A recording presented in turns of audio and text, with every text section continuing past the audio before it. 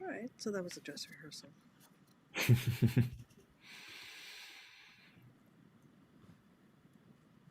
And we're live.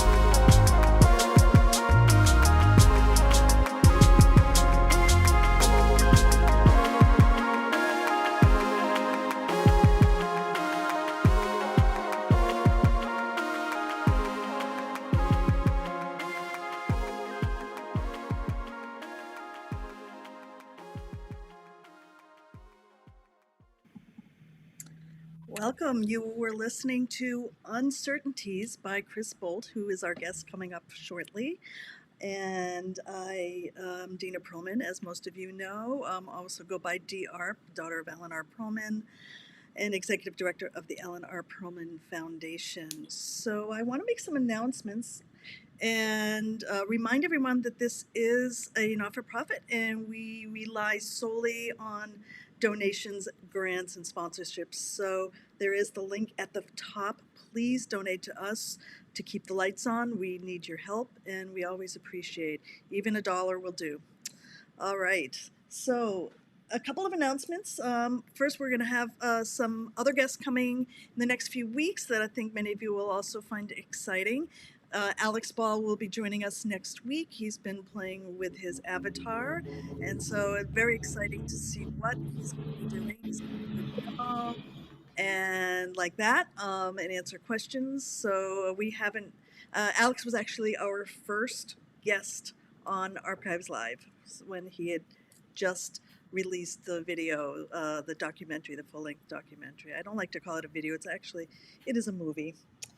All right, so what else we have? Oh yes, so a couple of days ago, there was an announcement that will be coming. I'm very, very excited about this. This is a new Patch and Tweak book, Patch and Tweak with Korg. And you can see the announcement on various different related channels, but it is a book basically about Korg modular and about the 2600, which Korg reissued. And it has the entire history of the 2600, some beautiful pictures of a blue meanie that I found. Also interviews with myself, David Friend, David Mash, a lot of the developers for Korg's different instruments and the people that also were responsible for helping reissue the 2600. It is going to come with a little, do you see the little oscilloscope over to the left, a little pocket oscilloscope? I think it's a kit. I don't know all the details yet. I'm waiting to hear about that. So stay tuned. Pretty darn exciting. Also,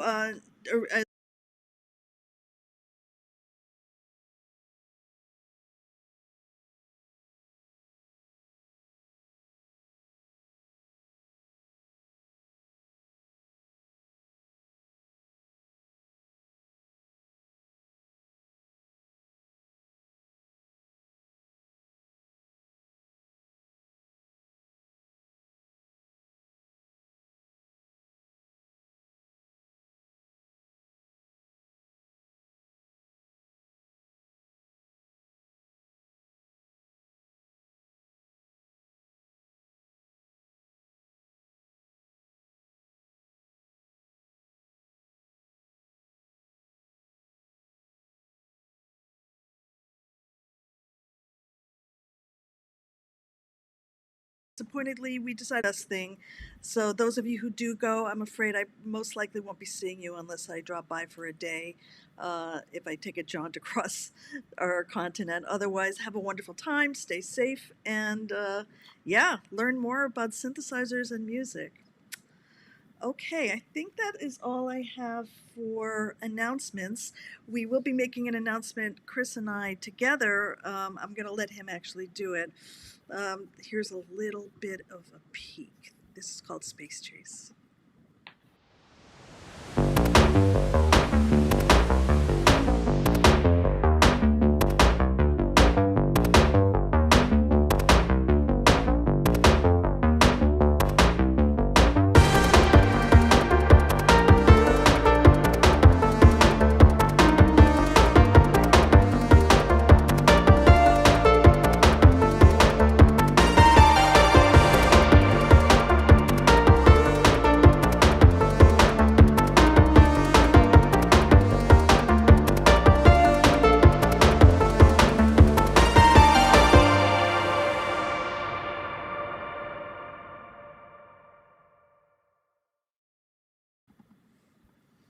Welcome, Chris. Hi. Hi. I have to say I've had a lot of fun listening to your music all week, and trying to attempt using a visualizer and then just breaking down and doing another video again. This piece, Space Chase, is very special. As I introduce Chris, I'm going to kind of weave him into a short story. I'll try to keep it short. Mm-hmm. Okay, so my father loved the movie The Red Violin, and he loved the idea of a history behind an instrument. So if you haven't seen this movie, it's a history of a Stradivarius, but the users, the people that made it, the people that bought it, the people that played it and composed on it.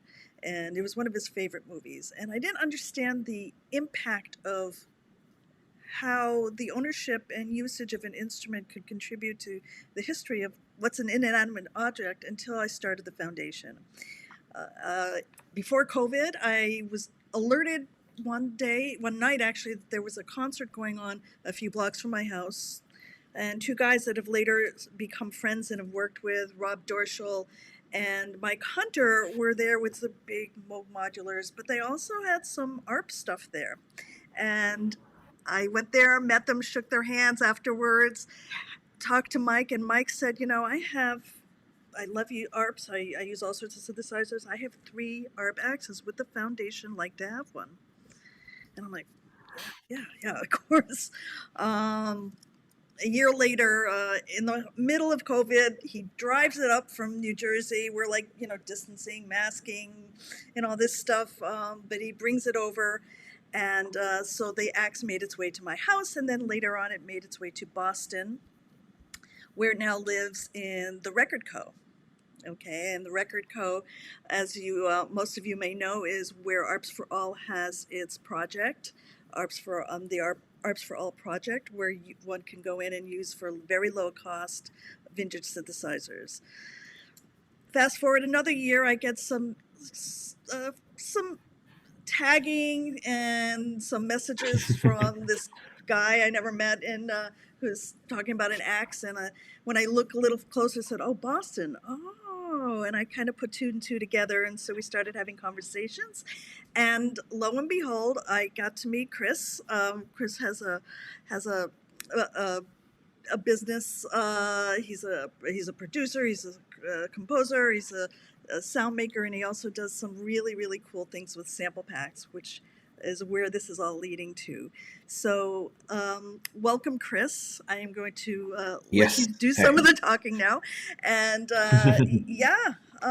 so thank you very much for coming onto the show. We'll go back to the sample packs. I definitely like to introduce artists also by letting them talk about how they got started. So let's backtrack a few decades and tell us all about yourself. When did you start making music? Where are you from? All that good stuff.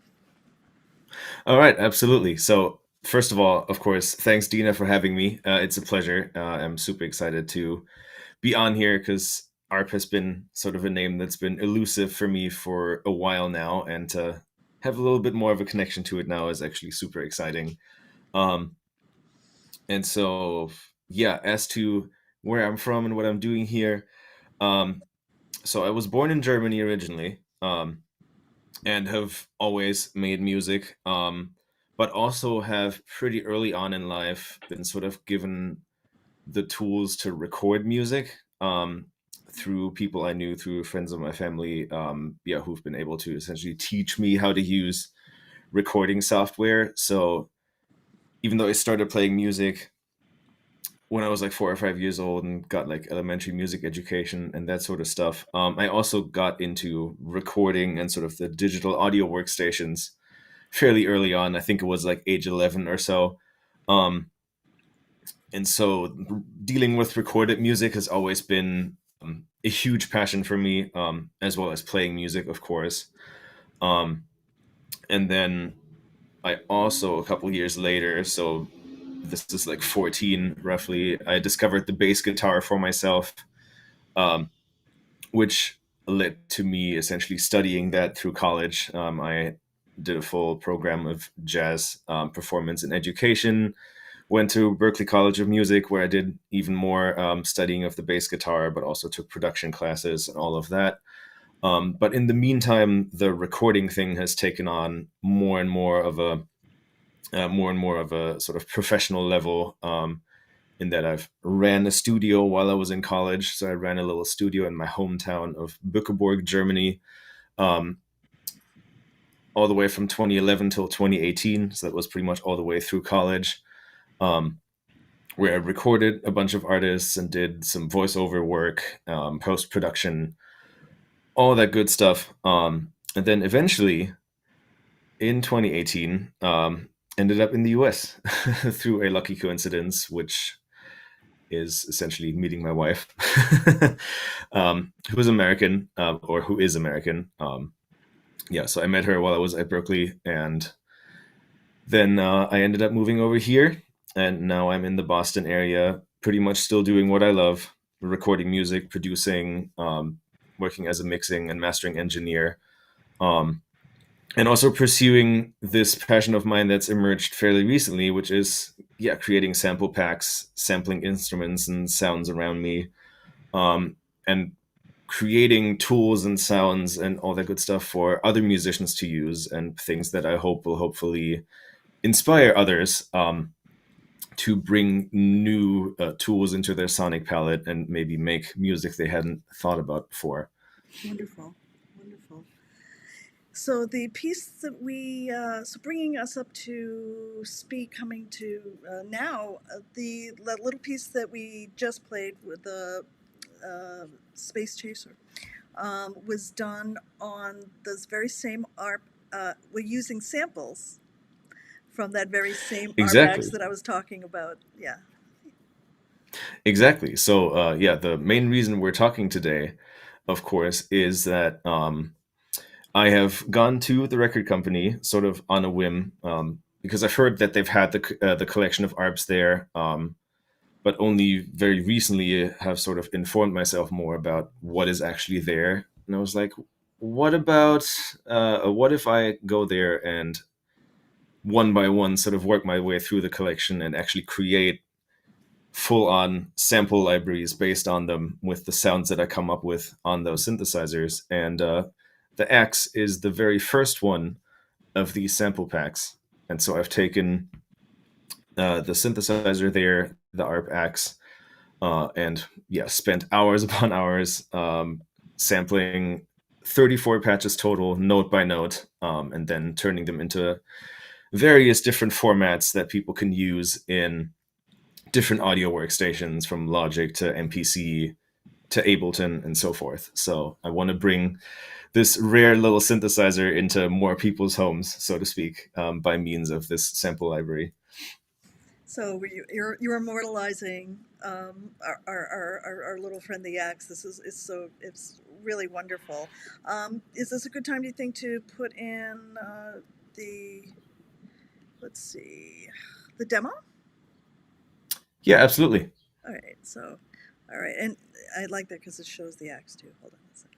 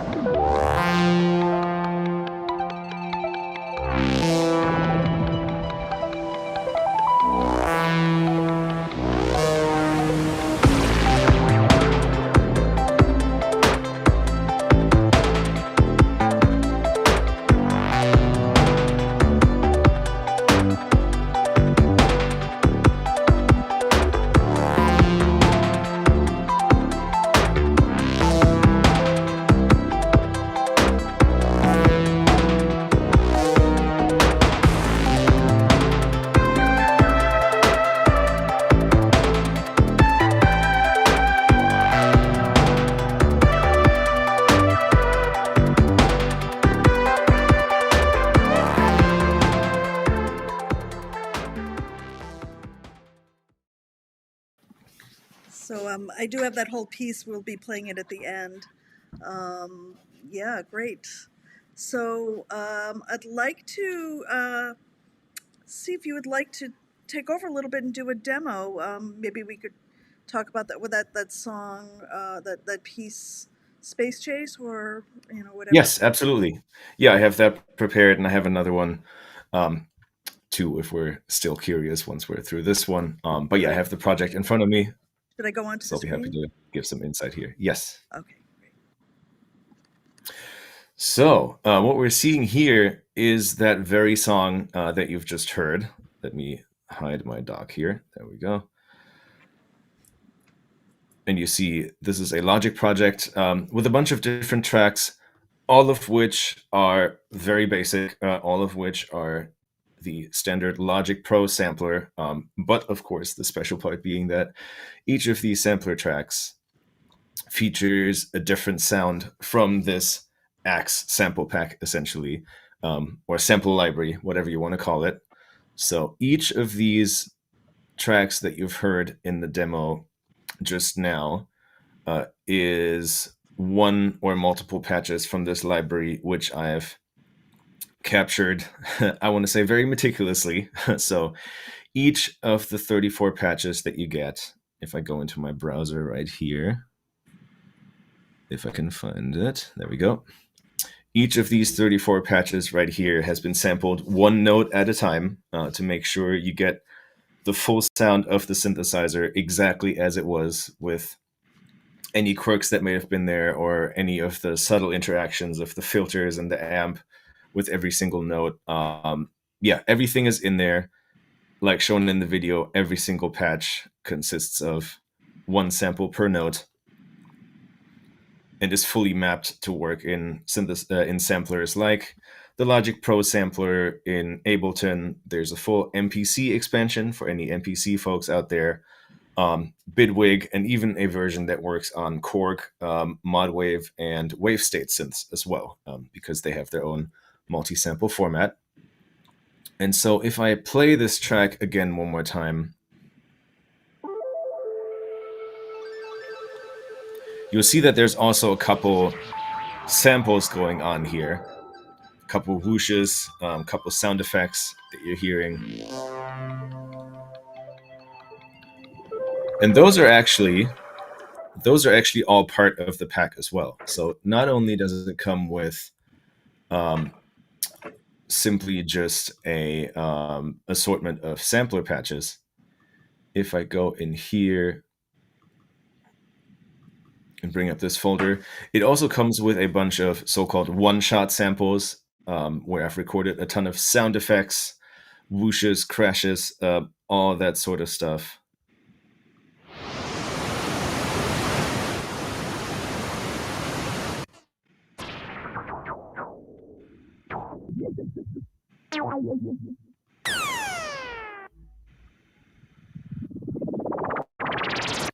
So a variety of different things that can also be used to additionally sweeten a track on top of just the melodic patches. And then what I was actually surprised by is that the Axe is also very capable of making some pretty decent sounding drums as well. And so the drums that you've just heard in that demo, those are actually all made on this synthesizer as well.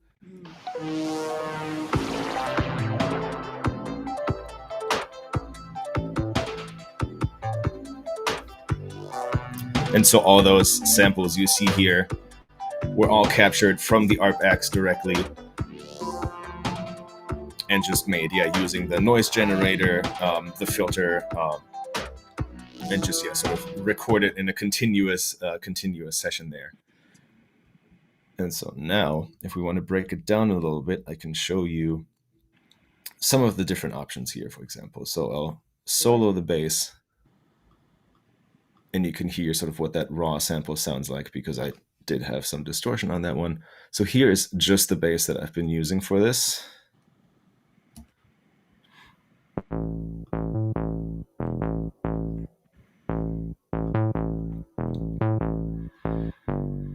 And so with any of the samplers you can bring these samples into, you'll also have controls over things like additional filtering, whether it's monophonic or legato. Legato, of course, is the default here, and that's how the instrument would have sounded um, if you were playing it yourself. And of course, unlike the hardware, it can also be played polyphonically by just changing your polyphony in any sampler to poly if you want to play chords with a certain sound. And so if I go through here and change this to one of my other basses, for example, the basic one I like a lot.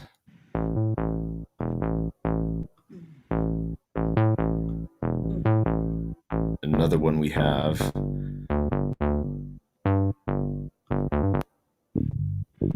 would be this low squelch, which is very Herbie Hancock like. Yeah.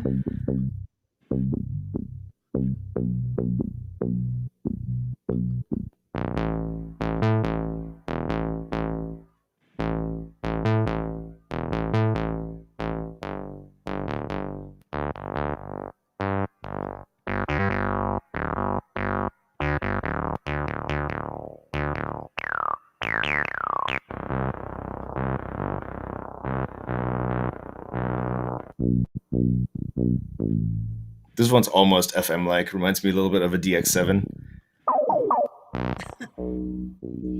And so the cool thing is, since I've sampled a very, very wide range of notes for almost all of these patches, with the exception of a handful that were very bass or lead specific, most of these can be used pretty universally. So a lot of the more patches that lean towards more like lead use will also work well as a bass as well, like this PWM funk, for example.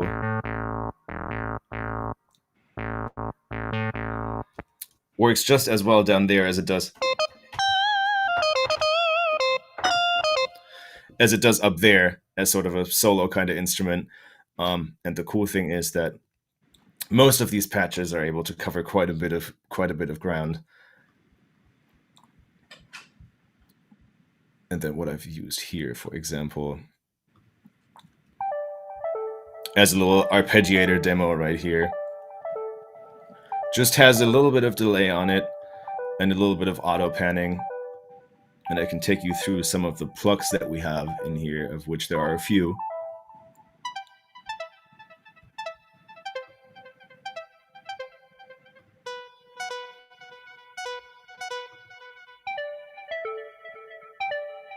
I think that one's my favorite, honestly. It's beautiful.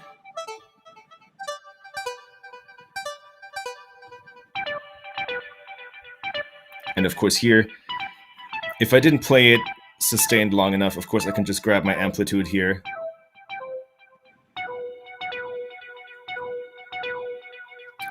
And make the notes last longer.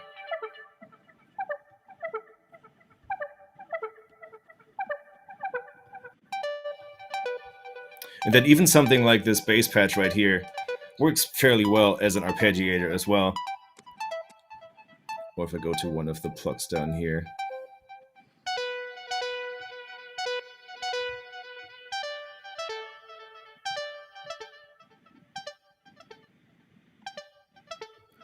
And so just by modifying the amplitude and the filters in your sampler, you can still customize these sound towards your liking or whatever application you have fairly easily. But then by themselves, they're already very capable to use in pretty much any context. And then again, the drums, yeah, there's plenty of those to go around as well.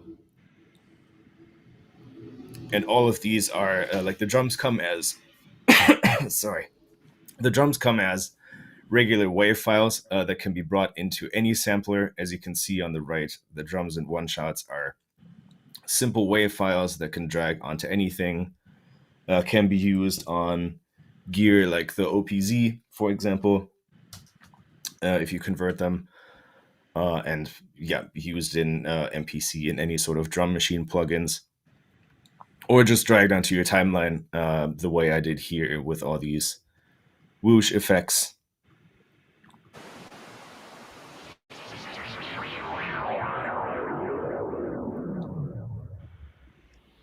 And then some of these I stretched a little bit too, so they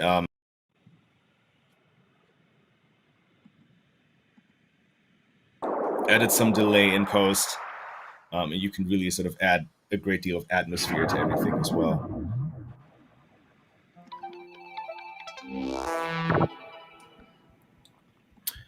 Yeah, so that's like a short little run through. Again, the possibilities are almost endless. I'm super looking forward to what people will do with this pack. Oh yeah. Um, Again, every single patch is sampled note for note, and every sample is essentially hand looped. If I put this little preview in here, um, every sample is looped so it can sustain indefinitely, and that's worked out so that yeah, every single sample has its optimal loop points, so that whether you play chords or pads, whether you do legato or mono, yeah, your samples will just loop indefinitely, and you can have them sustain as much as you want without them cutting out by themselves or hearing loop points and crackling and all of that. Very cool. I messed up the screens a little bit, Chris, so I'm just kind of trying to work it out. I was trying to get Oh, you. it's all good. Yeah, I was trying to get you in the green in the screen at the same time, and of course I messed up. So it's all right. Hold on 1 second. What's an Oh, live archive? streams are always fun. Right. Let's see. We have me here, and I'd like to get you here. Guest only. Ah, well, I have your screen there, and now I'm gonna have you go solo, and yeah, that's close enough, I guess. All right. Whoever number three is. I know that's very strange. All right. Doo, doo, doo. Number 3, I think, is this screen. Let's see. I'm gonna return the screen to green room. All right. Anyway, so we're back to disinfo. Yeah, that's quite all right. This is really cool, and what I'm really excited also to see what people do with this. But what I find is so heartening is that this is an unimagined, I think, an unimagined use of, you know, the synthesizer. For me, I never imagined someone would come in and sample and then actually sort of make this instrument immortal in a way that I hadn't thought of before, because now everybody can and have an opportunity to use it. So yeah.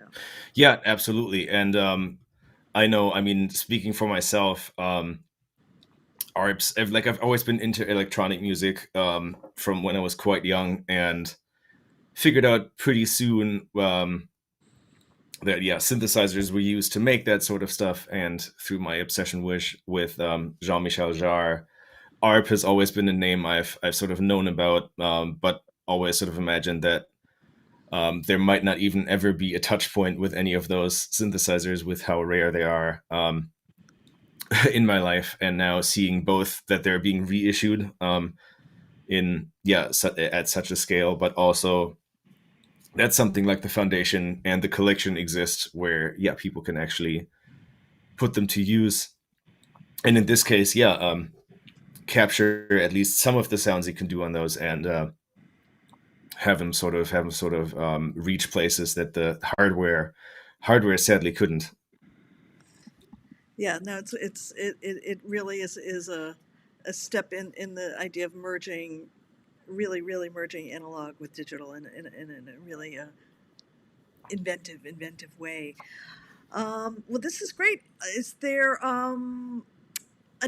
any other demos that we could look with this, or would you like to Yeah, maybe play absolutely. something? I have a little one set up here to go through some of the sounds even more. I've set it up essentially that no sample instruments are in there except for the drums at the moment. So we can explore a little bit what it would look like putting together an instrumental track essentially just from axe patches and drums and everything. And so what we can do here is, like before, let's get started with one of our bass sounds, and I'll take you through some of the ones here. This one is a little more funky on the bass end, so it's a little easier to hear the differences between them.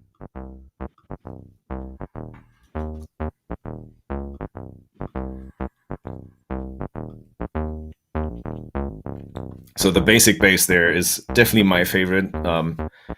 Couple other options, of course. Here, again, the funky we've heard.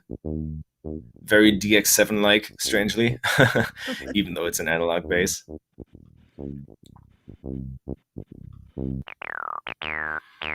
This one, the Razor-Leaton bass, very resonant, more so maybe for lead sounds, but can be kind of fun in a bass context as well.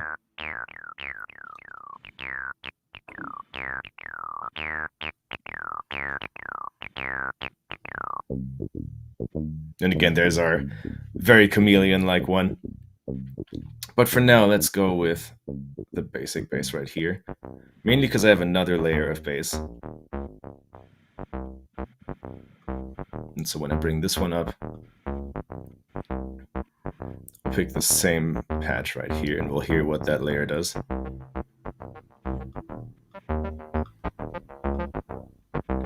Maybe that one could be a little thinner sounding, so let's try the PWM maybe.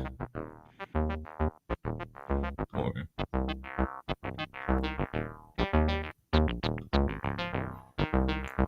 maybe that sound could work if I just shorten the envelope a little bit.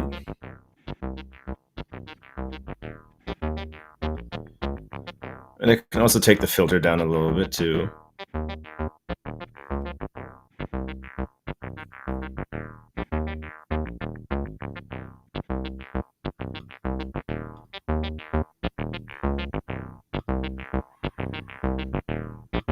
Let's move this further to the next part here. Logic has the fun quirk to play sine waves whenever there's no patch loaded, but let's use one of the arpeggiators here.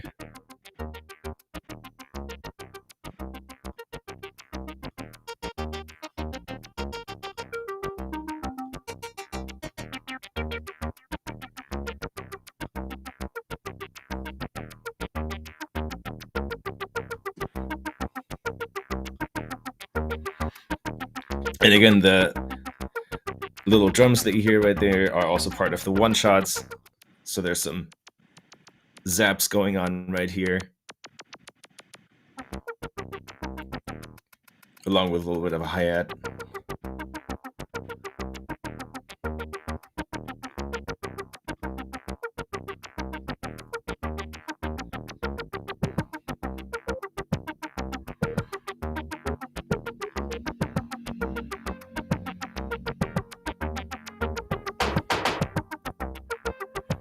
This is just a little background melody that's not as crucial, but you see that for this patch in particular,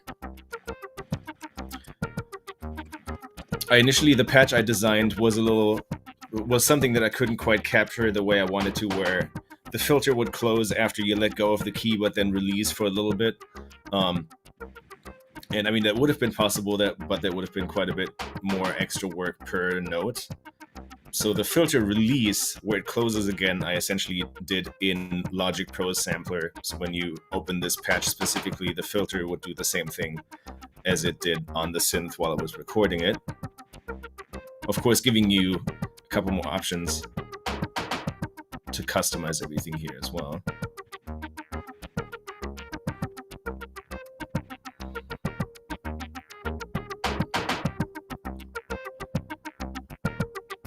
And you do see that there's some chords coming up here. And that's where it gets interesting. Because, of course, the X is mono, so it's monophonic. There's no way to play chords on the actual unit. But, of course, with the magic of samples and DAWs, in our sampler, we can hit poly, and then, hurrah, we're playing with the polyphonic ARP X now. Of course, not something that ever existed in real life, but here it can. And so let's layer this with another chord patch here. Trying to remember which one I selected before because I really like that one. Mm.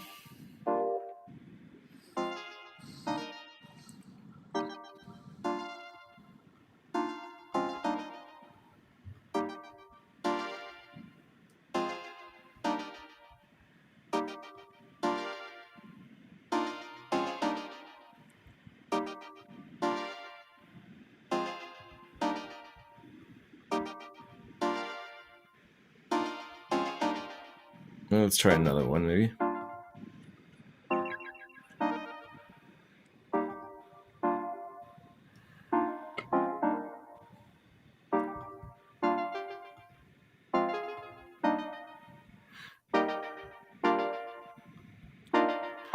Yeah, so we've got some pretty lush chords going on now, all courtesy of the Arpeggiator as well.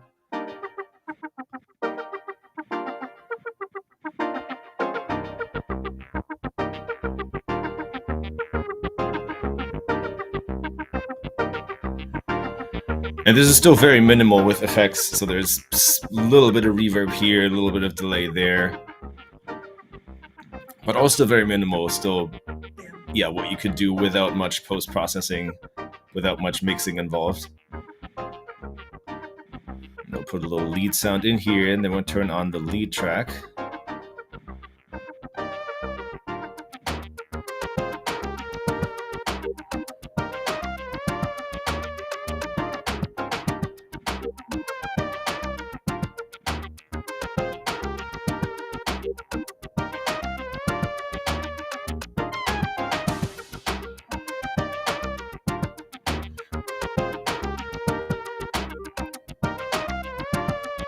You recognize that that lead is actually the sound from that demo song that was in the little video, but this is also a good one to demonstrate the different kinds of lead capable sounds that are in here.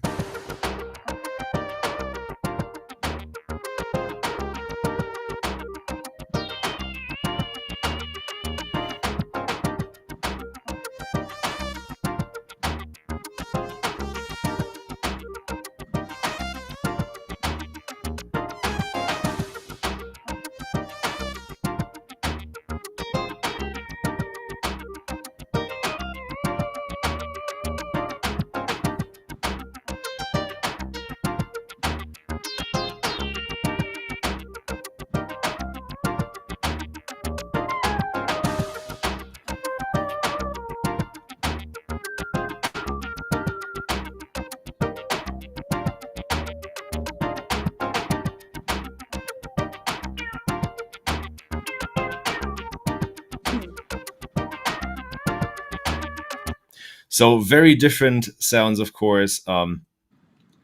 Also some maybe not as lead appropriate, of course, like the VIC-21 here. Very, yeah, basic square wave 80s computers kind of sound. Or Computer World, which is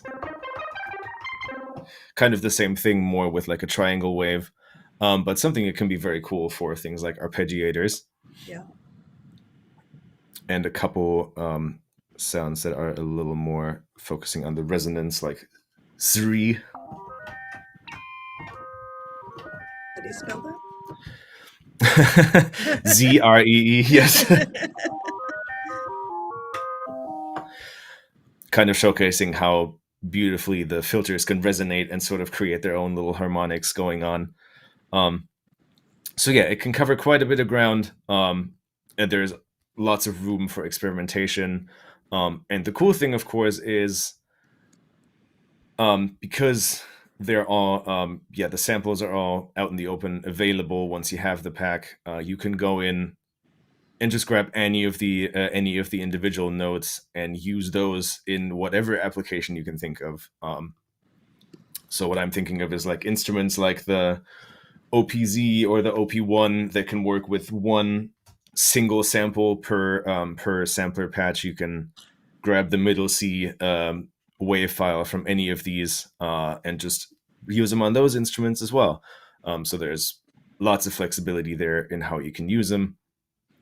And as you can see here, these are all the included formats too. So we have Logic Pro, of course, as we've seen in the EXS format for Logic specifically, MPC, which comes in the form of a full MPC expansion. So if you're not an MPC user, it's kind of just a fancy term for an MPC sample pack, but it essentially bundles all the sounds, gives the user previews while browsing the sounds. So before you even load a patch, you get a little sequence showing you what it'll sound like. And even some effects like reverbs, delays, and choruses pre-programmed for each patch. So they're ready to go right away and sit well in any mix. And then again, we have Bidwig right here, which is for Bidwig's multi-sampler, Korg multi-sample for WaveState, which is their proprietary format for multi-sampler patches on those keyboards. Sound fonts, which are compatible with anything else, pretty much. So if you go in and say you're using Sforzando, for example, drag and drop, and then there you go. There's your sound. Mm-hmm. So as simple as can be, really. That's for any other sampler. So that works with Ableton sampler, Reasons, NNXT, and NN19. Technically also works in Bidwig, although there is, of course, the dedicated format. Can be imported into Decent Sampler. So tons of apps can run sound fonts, and they're all set up to be monophonic by default too. So there's so that they're as close as possible to performing the way the synth would perform in real life. And then again, the one shots come to you as WAV files that just slot in everywhere. In the case of the MPC expansion, they're actually also put into a pre-mapped drum kit as well. But again, you can make your own super easily by just dragging and dropping those files. So wanting to give as many people the option to just drag and drop them into their existing workflow as quick as possible, and then just put them to use. Yeah, so I just wanted to tell everybody that so shameless promotion here. I put the link in the chat. Chris has been generous enough to help out the foundation with allowing us to sell them on the site. So if you buy them from the Alan R. Perlman Foundation as an affiliate, you will also be giving to the Alan R. Perlman Foundation. Plus, you will be able to use the sounds of this synthesizer in our collection. So please definitely check it out. How much is it going for? So total price is $10. I'm trying to keep things priced reasonably so more people can access them. And again, buy them through the foundation's website for the same price and get it and know that a portion of the proceeds goes directly towards the foundation as well. Yep. Thank you so much. Thank you. Of course. So I want to open up the chat to any questions. There's been a lot of people coming, going, and checking it out, and saying they really love how it sounds. So including the Mike is here, the guy who brought the axe in the first place. So yes, I read that. yeah.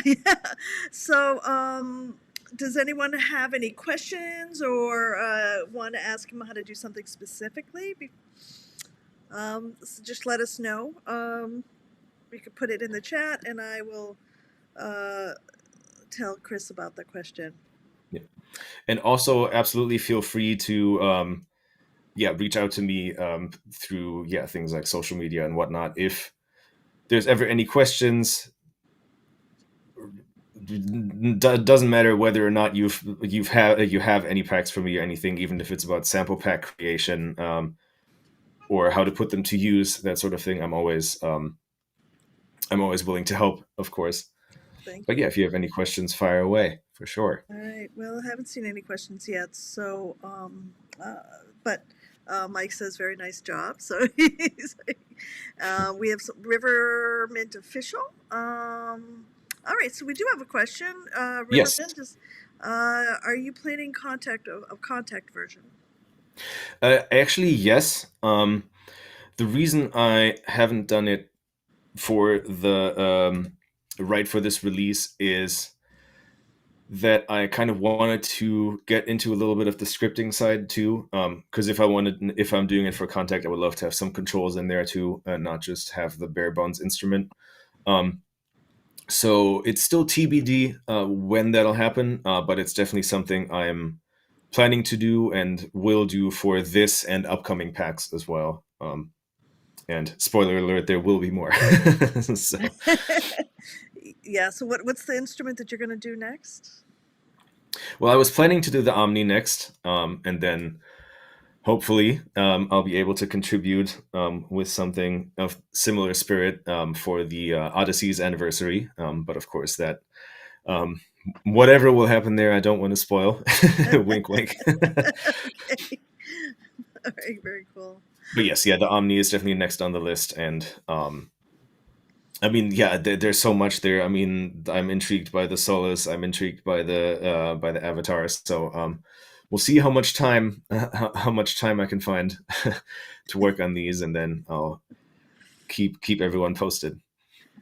Too many synthesizers, not enough time, and we're getting more. We're working on getting some more synthesizers. So we have an Odyssey now.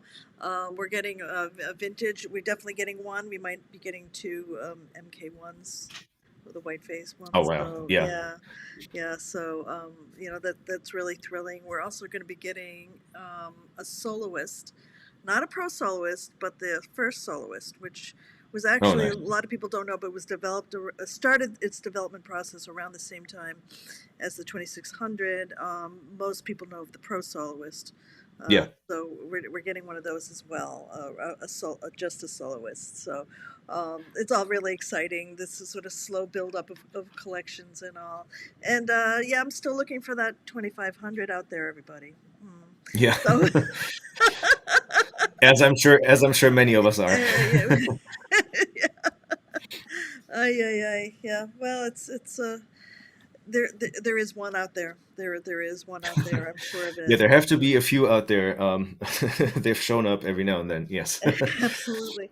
All right. So I think you did such a great job of demoing and explaining that we don't have any more questions. I'm gonna do a last call for questions soon, and then we're actually getting close to wrapping it up, which is that went by really fast. That's really amazing.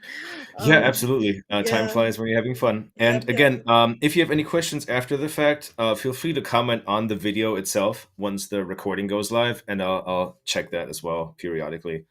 Cool, great. Yeah, yeah. So we'll have the video up, and usually a lot of people will drop by. You know, it's a little early in the morning for Australia, for instance. So, Yes. all right, yeah. And hey, Neil, thank you for coming. If you're still here, Neil Alexander, he's the person who actually created the series, the synthesizer series that where I met Mike and Rob Dorschel. So where this whole at least where the axe and our meeting with those great guys started. So all right. So I think that's going to wrap it up, everybody. We're going to end with actually the full length version of the music you heard in the demo, and this is called Oasis, and this is done also completely with the Axe sample pack. Yes. Yeah, entirely done on the X.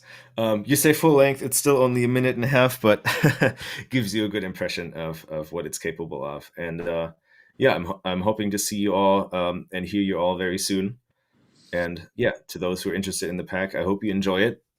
And Dina, thanks again for having me on here. Thank you so much for taking the time to uh, bear with me and my and our streaming odyssey. No pun intended. All Nope. right. Pun indeed intended. All right, everyone. Don't forget, next week we have Alex Ball, who's going to be demoing the Avatar. Oh, and I forgot to mention, we will be having Lisa Belladonna come back in July. Hopefully, I'm going to actually be at her studio when that happens. And there are a few others, but I don't have them written down, so you'll just have to stay tuned. All right. Take care, everyone, and until next week. Let's go.